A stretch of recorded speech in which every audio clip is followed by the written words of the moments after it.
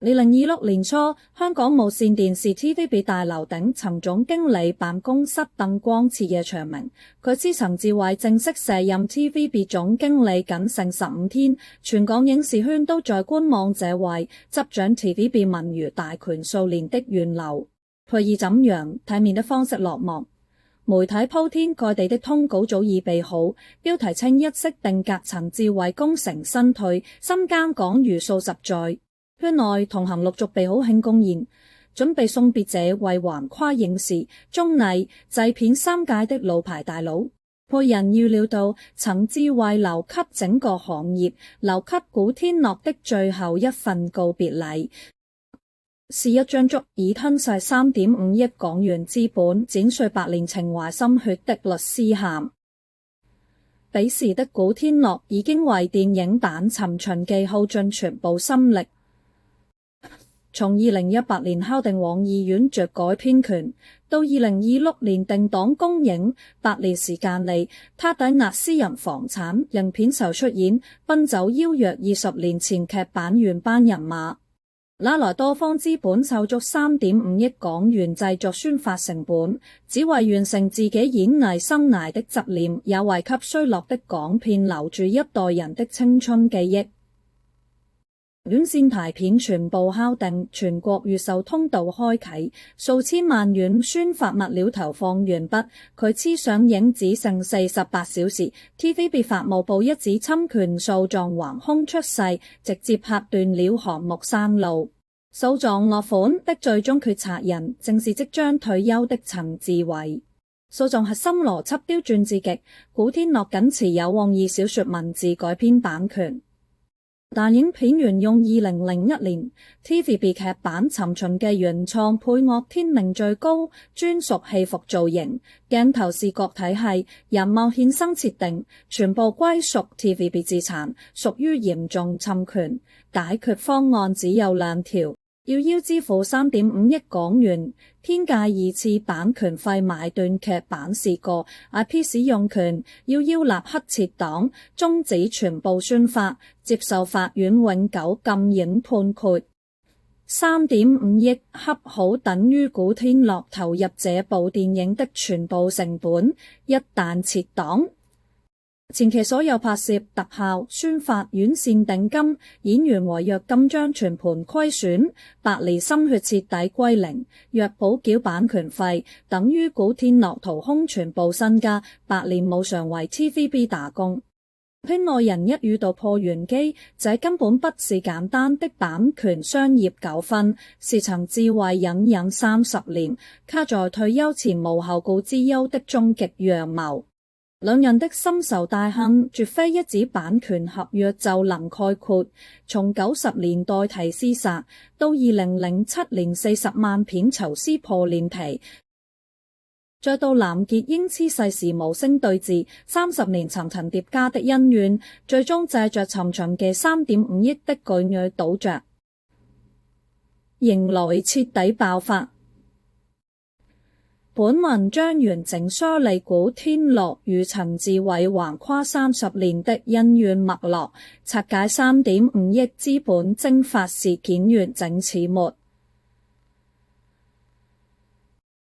剖析港娛權力博弈、派系鬥爭、資本算計與人性格局的巨大反差，還原這場震動全港影視圈的巔峰對決。所有矛盾的起點定格在2001年。劇版《尋秦記》爆紅的那個夏天，彼時 TVB 內部分兩大對立派，係一派是以梁家樹、蕭兆明夫婦為首的創作派，擅長打磨古裝劇情正劇，走噏全台核心編劇、優質演員資源；另一派是以陳麗、曾陳志偉堂姐為核心，和為在外托底的綜藝娛樂派系，主打流量綜藝、都市輕喜劇，長期與梁家樹派系爭奪高層話語權、項目預算與藝人分配權抖音。古天樂是梁家樹夫婦一手挖掘、全力捧紅的核心藝人。90年代末，古天樂憑借《神鵰俠侶》白骨形象嶄露頭角，但始終缺少能站穩一線的代表作。蕭兆明時任 TVB 藝人主管，力排眾議張浩之巨大，改編難度極高的尋秦記項小龍一角交給古天樂、梁家樹親自擔任監製，傾盡台內頂級美術配樂團隊打造劇集。2001年尋秦記播出後，創下 TVB 年度收視冠軍，打破古裝劇收視紀錄。古天樂憑借項小龍徹底封神，成為全港家喻戶曉的一線男演員。劇集爆火，梁家樹派系聲望，資源同步暴漲，直接擠壓了陳麗珍、陳志偉一派的生存空間。陳志偉的忌憚，從這一刻生根發芽。首先，派系利益衝突不可調和，梁家樹團隊捧紅古天樂後，陸續收攏孫軒、林峰、郭羨呢等一批實力派演員，形成穩定創作班底，大量優質古裝電影改編項目全部傾斜至該派系。陳志偉一方能拿到的優質劇本逐年銳減。黨姐陳麗珍在高層會議多次提案削減梁家樹團隊預算，均被駁回，派系鬥爭持續白熱化。第次，古天樂的崛起動搖了陳志偉在影視製片領域的話語權。彼時陳志偉已經成立黑白影或影視公司，手握大量港片投資資源，意圖壟斷中生代男演員合作渠道。古天樂爆紅後，電影邀約源源不斷，拒絕依附陳志偉資本體系，堅持跟隨恩師梁家樹的創作路線，分流了大量投資院線資源，讓陳志偉心生不滿。更關鍵的導火索是尋秦記播出後不久的高層清洗。陳麗珍聯合 TVB 高層抓住梁家樹團隊項目預算細節發難，持續施壓管理層，最終逼就蕭兆明、梁家樹也被逼縮減製片規模，兩大核心推手黯然離場，古天樂失去台內最大靠山，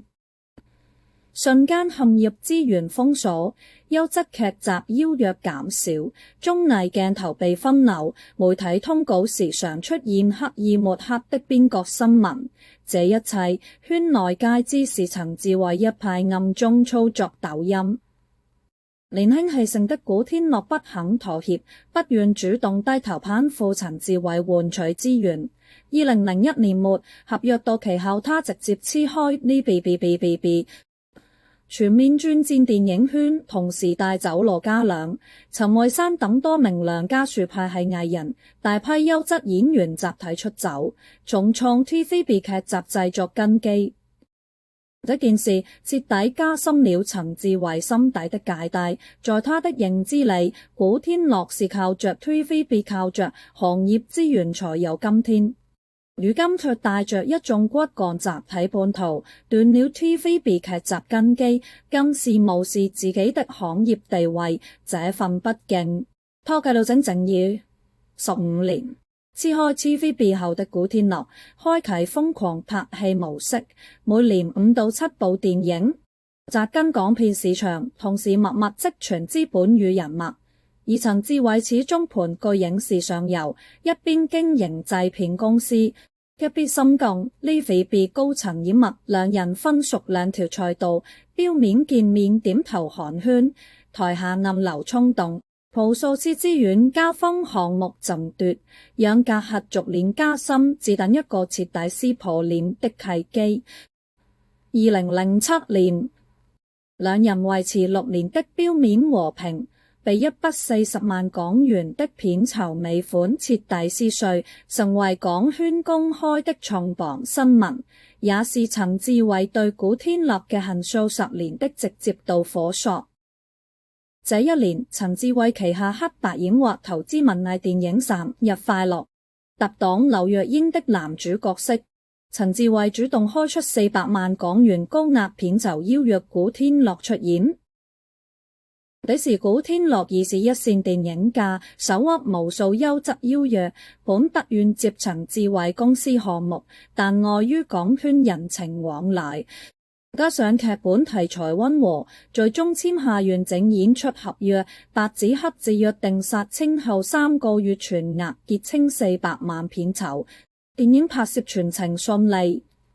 等到香港本土票房突破800萬港元 ，DVD 流媒體版權持續盈利，投資方黑白影畫收益可觀，3個月結算週期到期。古天樂工作室按時對接財務結算，到賬金衣卻僅有360萬，整整40萬尾款憑空消失。古天樂團隊第一時間聯繫黑白影畫財務，對方含糊其辭，多次拖延，從1月拖到半年，始終不肯支付尾款。圈內老人都清楚這套港圈潛規則，行業資深大佬刻意扣留後輩少量尾款，並非缺這筆錢，而是擺架子要體面。潛規則邏輯是，後輩想要拿回欠款，必須主動擺酒宴請大佬，當眾陪笑低頭示好。大佬順勢結清尾款，既收下人情，又樹立自己行業權威。40萬港元，對比時年收入數千萬的古天樂而言，根本無關生計。對身家豐厚、夜夜在尖沙咀會所豪宅數十萬開酒的曾志偉，更是九牛一毛。這筆錢本身無足輕重，核心是背後的尊嚴博弈。曾志偉篤定古天樂會按照圈內規矩主動復原，甚至私下和圈內好友調侃：古仔現在紅了，也要懂規矩。過來敬兩杯酒，尾款立刻轉給他，他等着古天樂放下身段上門求和，借此消解當年古天樂帶走大批藝人，不依附自己的舊怨，拿捏這位當紅男演員的氣焰，破古天樂骨子裏的剛直，完全打破了曾志偉的算計。得到3次財務拖延回復後，古天樂沒有赴宴，沒有託中間人說和，直接委託律師向黑白影畫影視公司發送正式律師函，起訴對方惡意拖欠勞務報酬，要求立刻結清40萬尾款，並賠償預期違約損失。律師函同步抄送香港影視協會 TVB 高層，整件事直接擺上台面，全港媒體爭相報道。消息一出，整個港圈震動。在此之前，從未有中生代男演員敢公開起訴手握龐大資源、人物遍佈影視綜藝3界的陳志偉。所有人都覺得古天樂不懂變通，斷送自己圈內路。古天樂對外只說了一句話：合約寫好的報酬1分不能少，我要的不是40萬，是尊重。陳志偉顏面盡失在酒局、綜藝、製片會議上，他向來是眾星捧月的前輩，如今被後輩一紙訴狀公開追責，圈內人私下議論紛紛，不少人暗地嘲諷他為40萬拿捏後輩，格局狹小。迫於輿論與法律雙重壓力，陳志偉只能立刻結清全部尾款，支付違約賠償金，這場風波才暫時落幕。表面上雙方和解，再無公開爭執，但私下裏，陳志偉對古天樂的敵意遞到頂峰。多位圈內娛記、製片人事後爆料，風波結束後，陳志偉在多次私人聚會明確表態，古天樂太過強硬，不懂行業人情，日後有機會必然要讓他嘗嘗栽跟頭的滋味。這筆40萬的尾款，另為橫亘兩人之間一度無法抹平的鴻溝。此後10幾年，陳志偉利用自身資源多次暗中牽制古天樂旗下院線，壓低古天樂主演電影排片，聯合資本方抬高古天樂項目融資門檻，綜藝活動刻意規避同場，甚至暗中挖走天下一電影公司合作導演與藝人。古天樂沒有選擇正面回擊，而是埋頭深耕自己的事業。2012年，古天樂正式創立天下一電影製作公司。一邊投資中小成本港片扶持新人導演，一邊自建特效工作室，填補香港本土特效產業空白，同時持續投身慈善，在內地修建上百所希望小學。口碑與人脈穩步積累，慢慢擁有了和上游資本 TVB 分庭抗禮的底氣。兩人進入長達10餘年的冷對峙階段，無正面衝突，卻處處相互制衡，所有人都清楚，兩人之間積壓的舊怨從未消散，只缺一個足以撼動雙方根基的博弈機會。而這個機會最終落在了承載古天樂半生情懷的尋秦記身上。2018年藍潔瑛孤獨辭世事件，讓古天樂與陳志偉之間又增添一層無法調和的輿論對立，兩人的矛盾從商業資源爭奪延伸至公眾口碑、道德層面的無形較量。藍潔瑛早為 TVB 老牌藝人半生坎坷，晚年生活困頓，相關負面傳聞常年纏繞其身。輿論場中大量矛頭指向陳志偉，全網爭議持續發酵，陳志偉深陷輿論漩渦，公眾口碑跌至低谷。這時香港藝人協會群龍無首，圈內不少資深藝人提議古天樂接任藝人協會會長，依靠他多年積累的正面口碑、慈善形象穩定行業輿論。古天樂臨而受命，正式出任香港藝人協會會長，上任第一件事便是全權接手藍潔瑛全部身後事，主動承擔喪葬、安置所有費用，協調媒體管控輿論，安撫藍潔瑛家屬，全程妥善處理，收穫全港市民、影視從業者一致好評。一件事在無形之中形成鮮明對比，全網輿論自然將兩人放在天平兩端對比，一邊是深陷輿論爭議、無力化解負面評價的陳志偉，一邊是主動扛起行業責任、善待落魄同行的古天樂。不少網友、圈內藝人公開感慨，香港藝人協會有古天樂掌舵，才真正給底層藝人依靠。輿論形成的巨大反差，讓陳志偉內心更加失衡。在他看來，古天樂借着藍潔瑛事件收割路人好感。報影中凡趁自己形象不堪，相當於當眾打了自己一記無聲耳光。圈內中間人多次撮合兩人飯局和解，均被陳志偉委婉推脫，兩人的隔閡再次加深。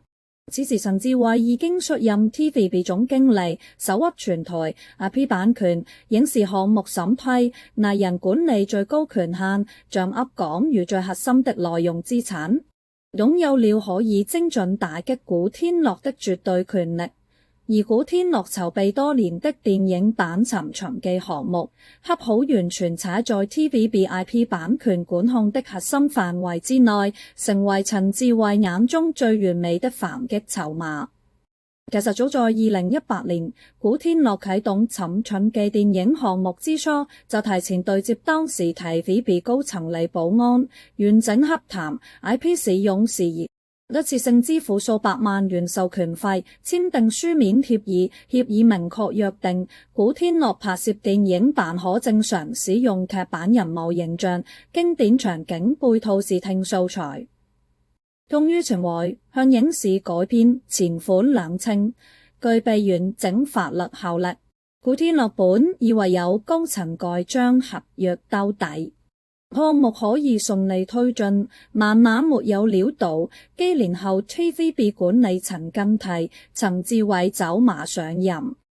直接掌握全部版權解釋權。當年的合作協議成為一張可以隨意推翻的廢紙。籌備《尋秦記》的8年嚟，古天樂遭遇多重磨難，穿越題材影視管控收緊，劇本反覆修改10餘版，劇組多名配角藝人爆出負面新聞，多次停機補拍，更換演員，特效鏡頭翻工4000餘個。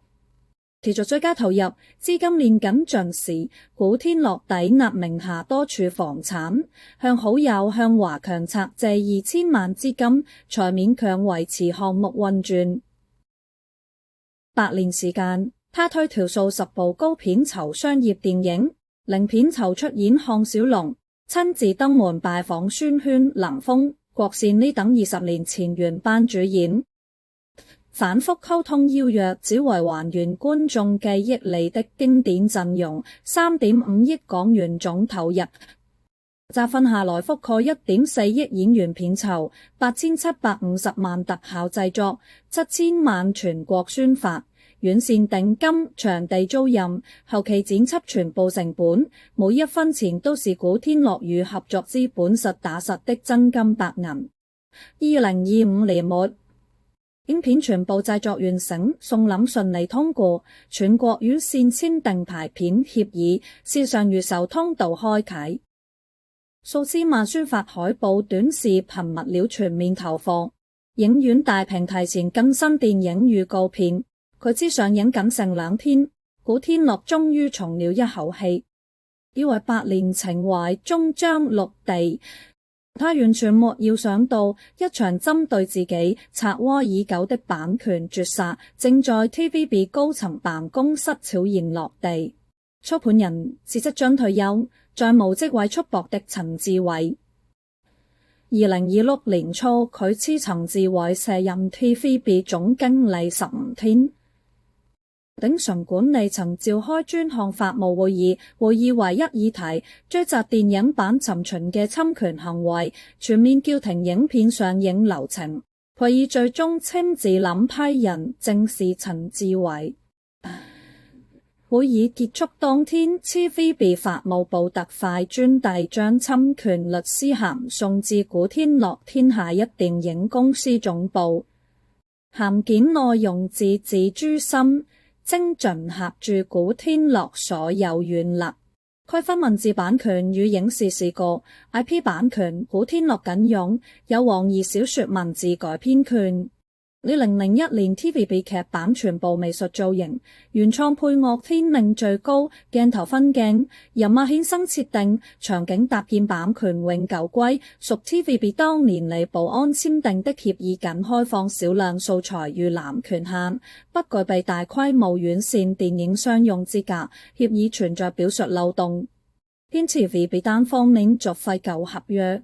對用侵權賠償標準核算，根據影片總投資、預估票房收益、IP 商業日價綜合計算，侵權賠償與2次版權買斷費合計3.5億港元。費用必須在影片上映前48小時全額到賬，逾期立刻向香港高等法院提交禁影申請。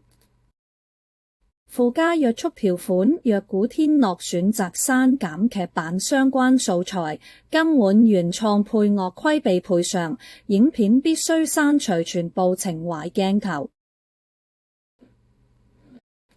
這是一場毫無破綻的陽謀，陳志偉精準算準了所有時間節點與古天樂的底線。第一，時間卡得極之刁鑽。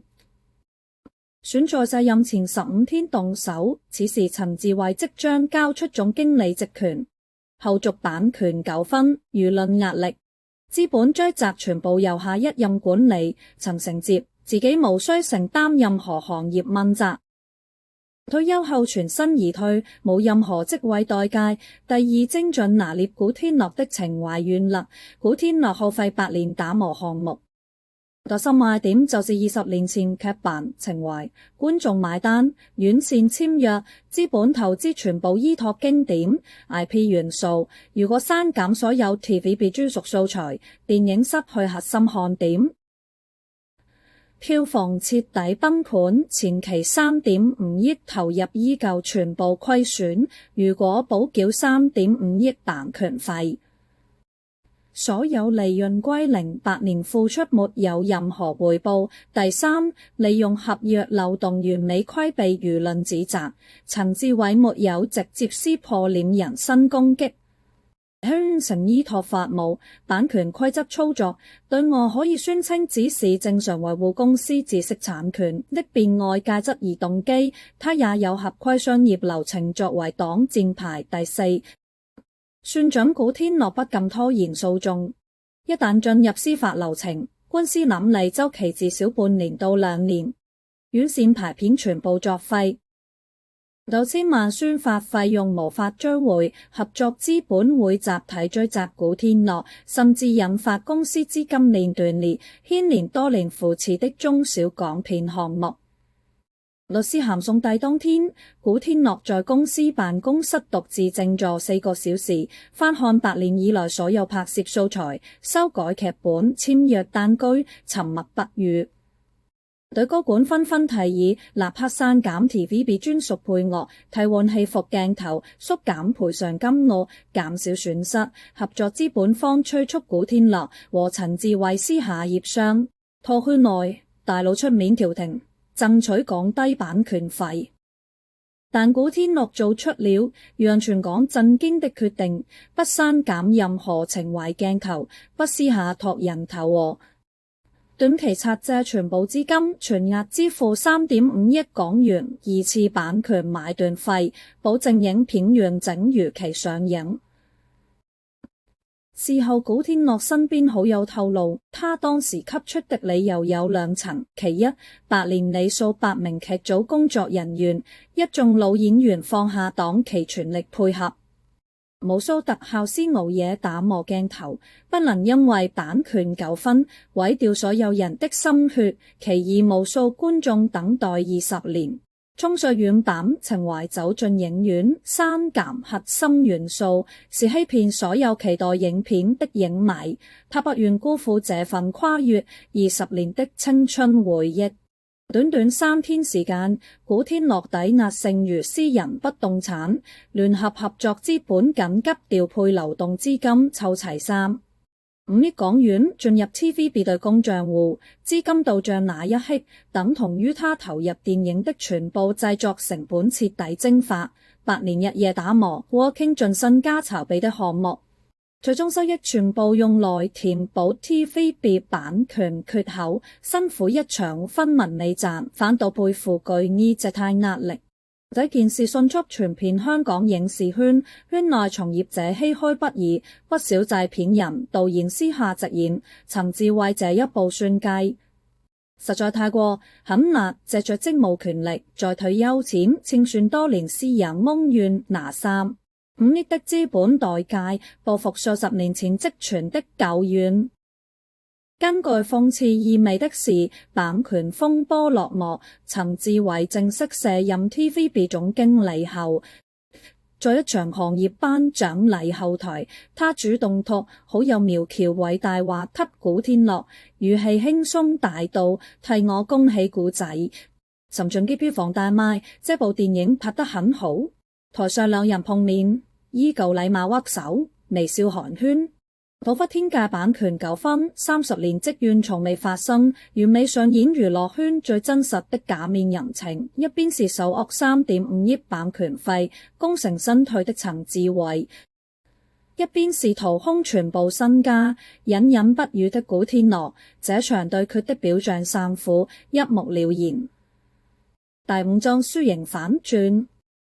，3.5億換來口碑天塹，格局高下立判。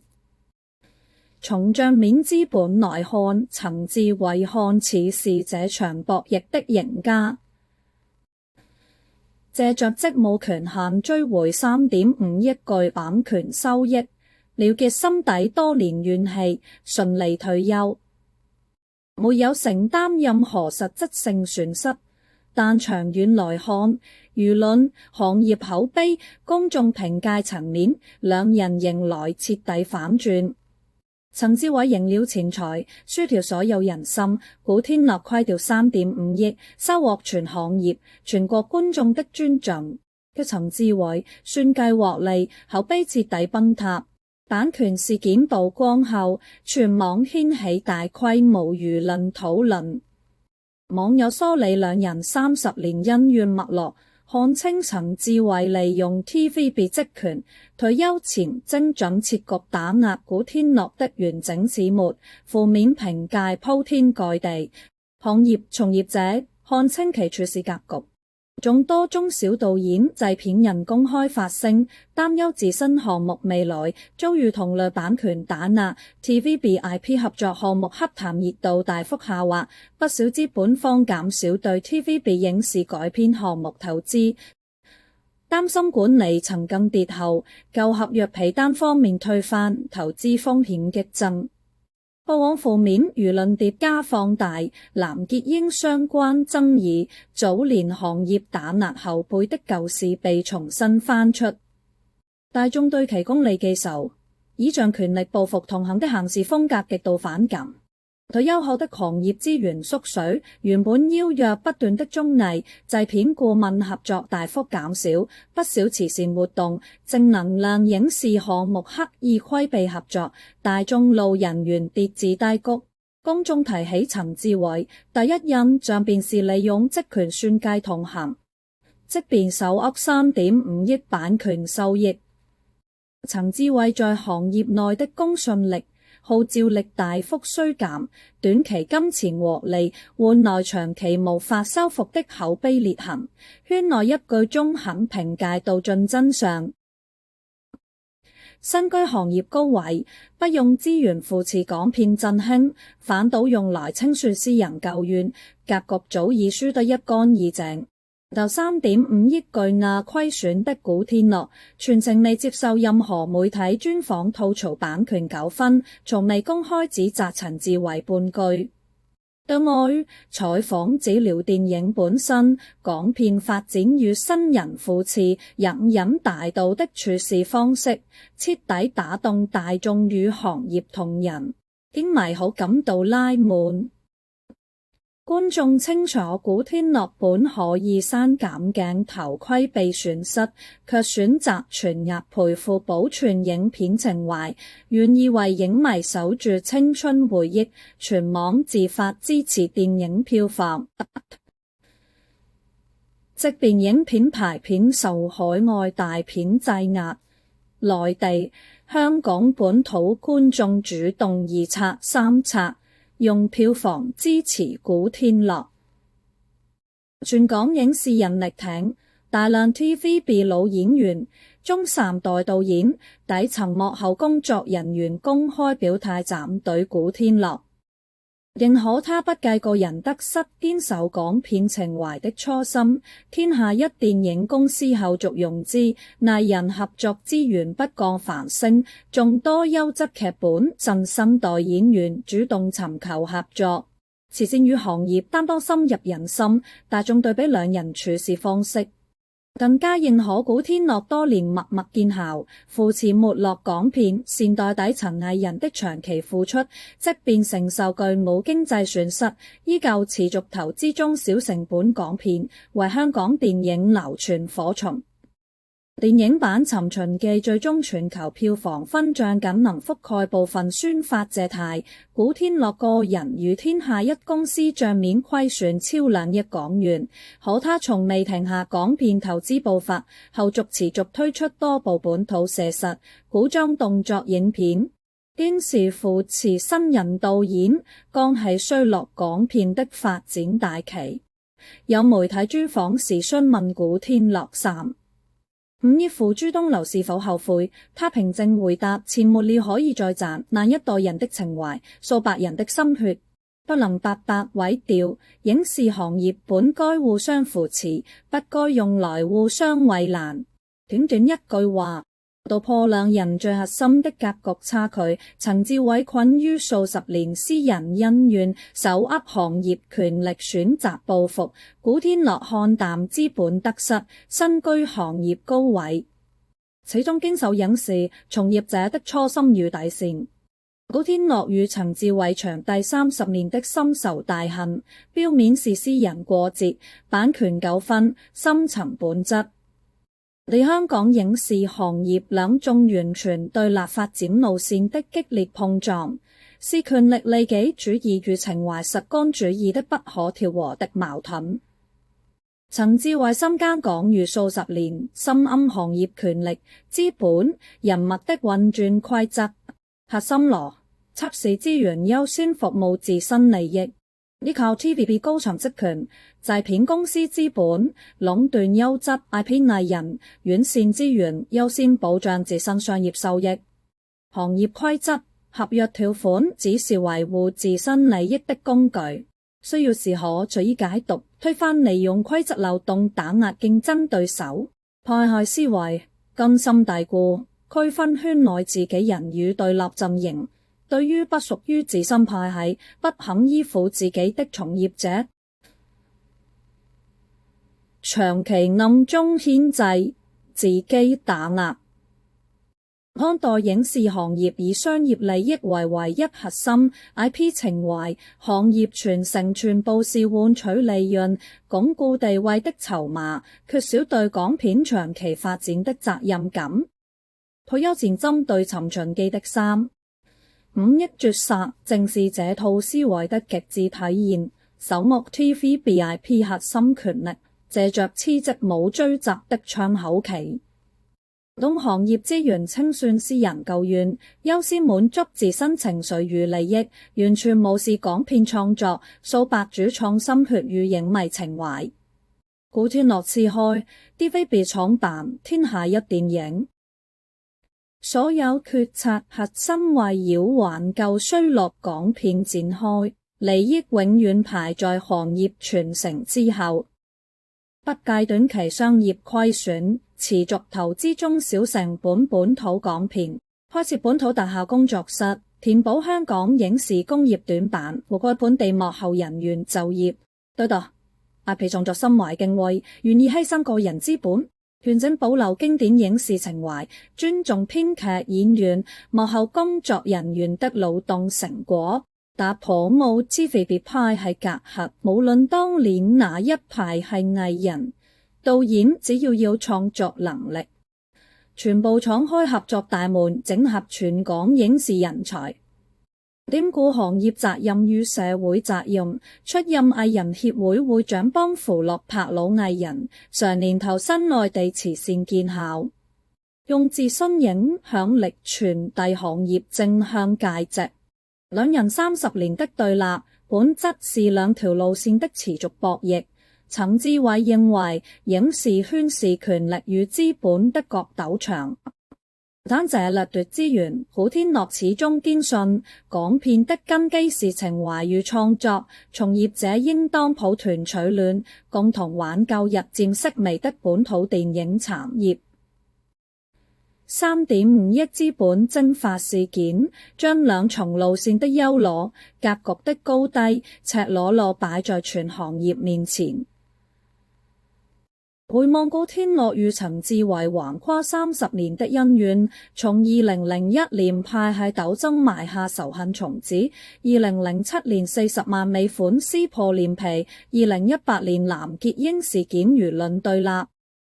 再到2026年退休前3.5億版權絕殺，層層遞進的矛盾，最終落得兩敗俱傷的結局。陳志偉看似拿到3.5億巨額版權費，了結多年心底積怨，卻透支了數十年行業積累的口碑與人脈。晚年褪去職權光環後，只剩功利算計的公眾標籤。古天樂賬面虧損數億港元，背負沉重借貸壓力，卻守住了影視從業者最珍貴的風骨與初心，成為新一代港片的精神支柱，收穫跨越地域、年齡的大眾尊重。這件事也給整個香港影視行業留下深刻警示：行業高層手中的 IP 版權、項目審批權力，是用來扶持創作、振興本土影視的公共資源，絕不能淪為清算私人恩怨、打壓同行的報復利刃，依靠職權算計同行，收割資本利益。即便短期獲得賬面收益，最終會失去行業人心，消耗整個影視產業的發展根基。時至今日，陳志偉徹底淡出 TVB 核心管理層。迪少參與大型影視項目統籌，古天樂依舊紮跟港片一線，拍戲、投資、搭建本土影視工業體系兩頭兼顧，曾經蒸發的3.5億資本，